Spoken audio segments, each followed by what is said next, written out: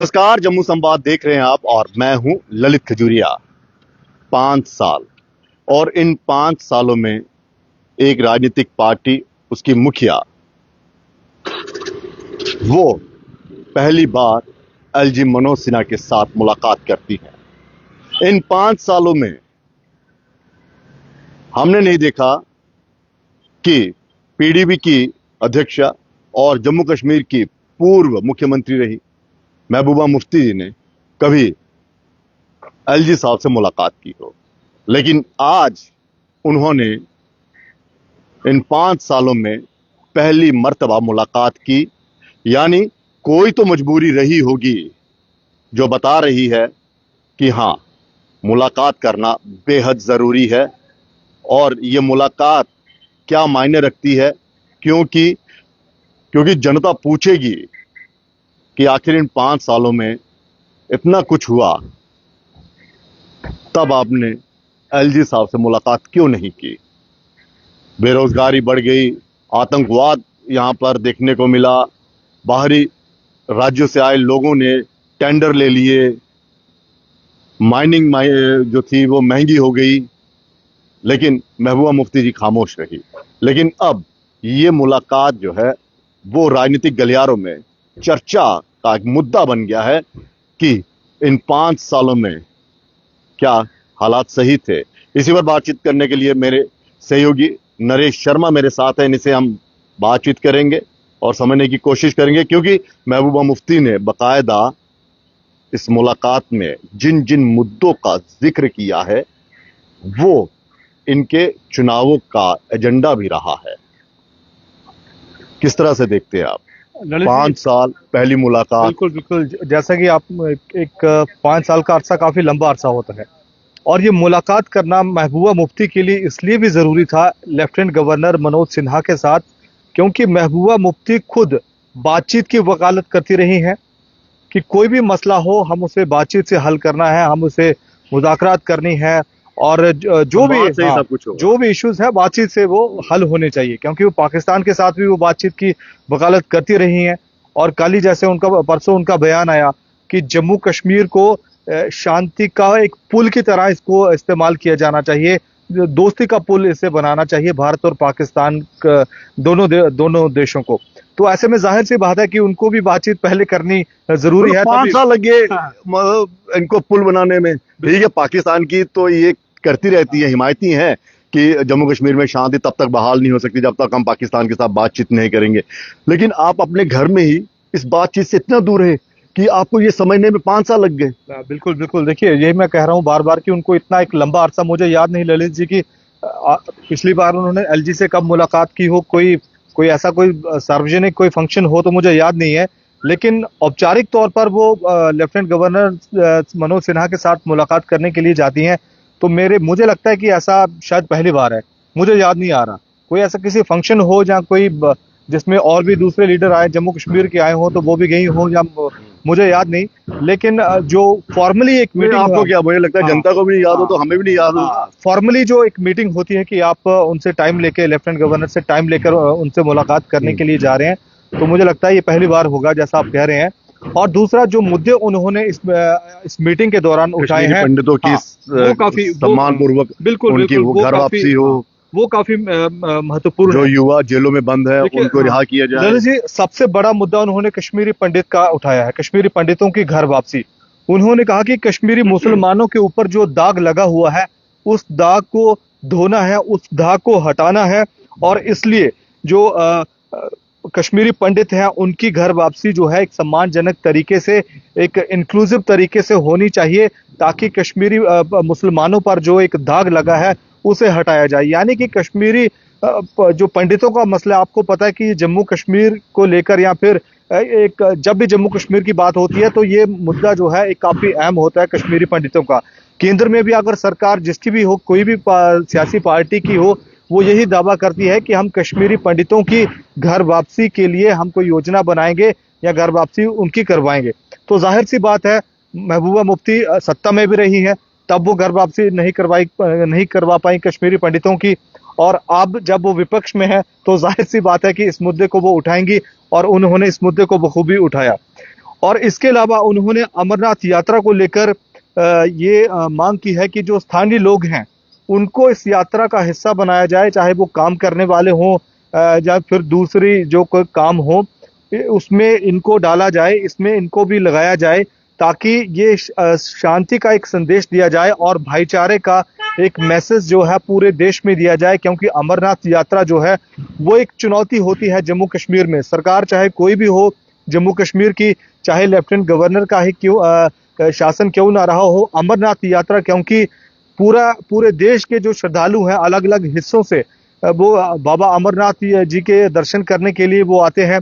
तो तकरीबन जो महीने 1.5 महीने की जो यात्रा चलती है, कई बार यात्रा की ज्यादा दिनों के लिए भी होती है, तो ऐसे में एक बड़ी चुनौती होती है सुरक्षा को लेकर भी। और कश्मीरी जो मुसलमान जो लोग हैं, स्थानीय लोग जिसे हम कह सकते हैं, उनकी एक महत्वपूर्ण भूमिका रही है इस यात्रा को सुचारू ढंग से चलाने के लिए।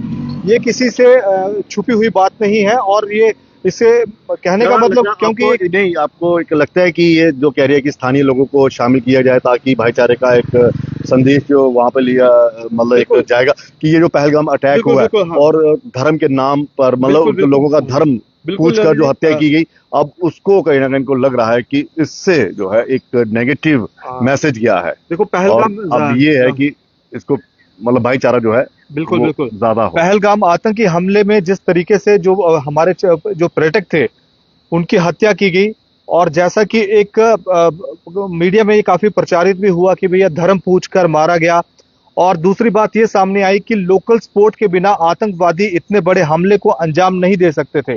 तो इसलिए देश के दूसरे हिस्सों में इस चीज को लेकर नाराजगी भी हुई, और खास करके कश्मीरी स्टूडेंट्स या फिर जो दूसरे लोग काम करने वाले कामगार हैं जो देश के अलग अलग हिस्सों से काम करते हैं, उनसे कहीं ना कहीं जो दुर्व्यवहार भी हुआ या कुछ उनसे मिसबिहेव भी हुआ।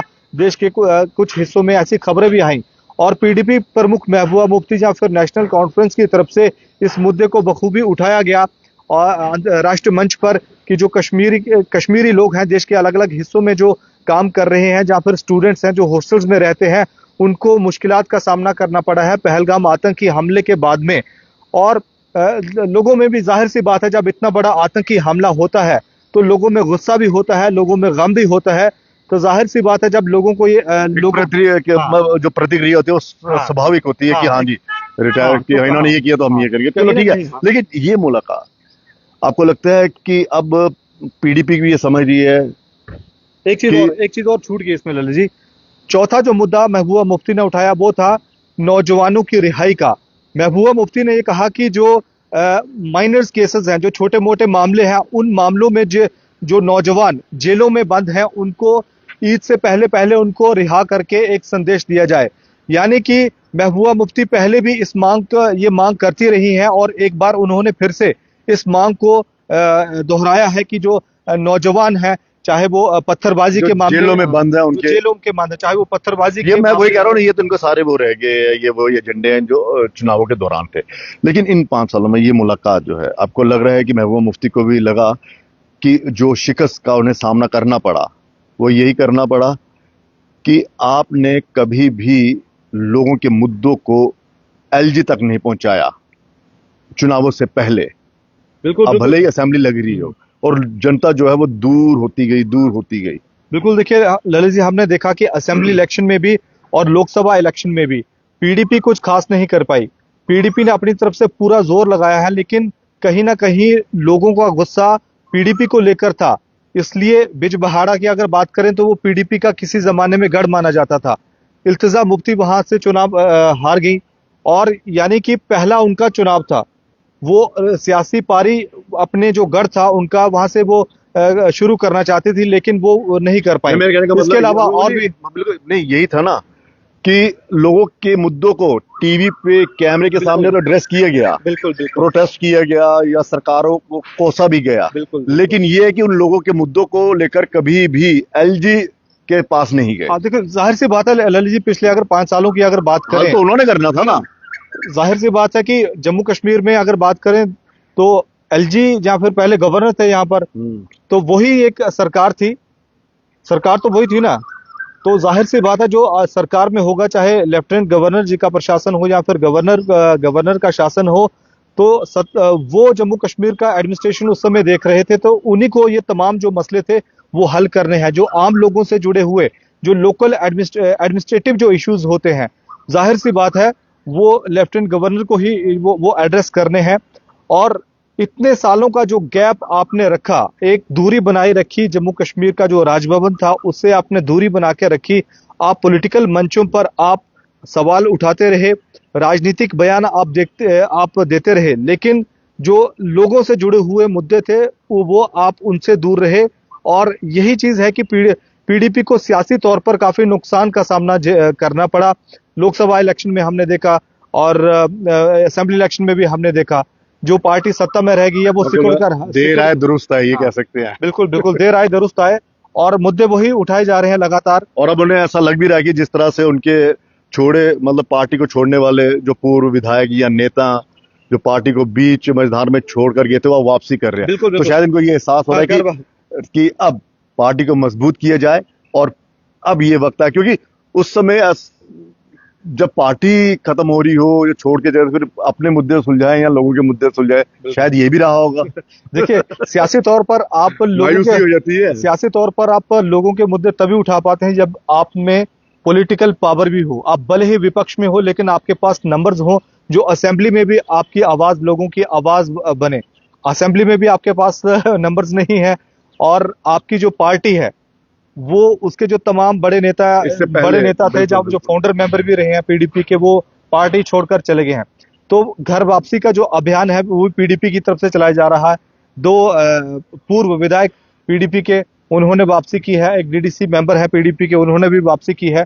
तो जाहिर सी बात है पीडीपी विपक्ष में है, तो वो चाहती है कि एटलीस्ट विपक्ष की भूमिका कश्मीर खित्ते में वो तो निभाएं, क्योंकि जम्मू प्रोविंस की जनता अगर ये विश्वास करे कि हाँ महबूबा मुफ्ती जी हैं और वो उनके मुद्दों को लेकर एलजी साहब से मुलाकात करेंगे। तो कुल मिलाकर बहुत शुक्रिया। तो कुल मिलाकर यही है कि 5 सालों में पहली मुलाकात, और ये पहली मुलाकात बता रही है कि कुछ तो मजबूरियां रही होंगी, यूं ही कोई बेवफा थोड़ी ना हो जाता है।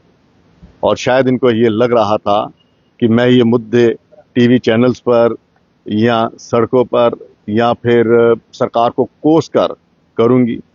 खैर सड़कों पर इन्हें ज्यादा प्रोटेस्ट करने का मौका नहीं मिला, क्योंकि जब भी प्रोटेस्ट करने की बारी आती थी तो नजरबंद हो जाते थे। लेकिन ये मुलाकात अब एक पॉजिटिव वे में देखी जा रही है। लेकिन इस मुलाकात के पीछे आखिर राज क्या है, वो राज जो है वो महबूबा मुफ्ती ही बता सकती हैं। और जो पर्दे के पीछे मुलाकात हुई है, यानी कि मुलाकात तो साफ हुई है, लेकिन वो पर्दे के पीछे ऐसा कौन सा मंसूबा या कह लीजिए कौन सा मकसद, या फिर ऐसा लग रहा है कि पार्टी लोगों से दूर हो रही है, ये भी हो सकता है। अब महबूबा मुफ्ती जी बताएंगे। फिलहाल इजाजत दीजिए, नमस्कार।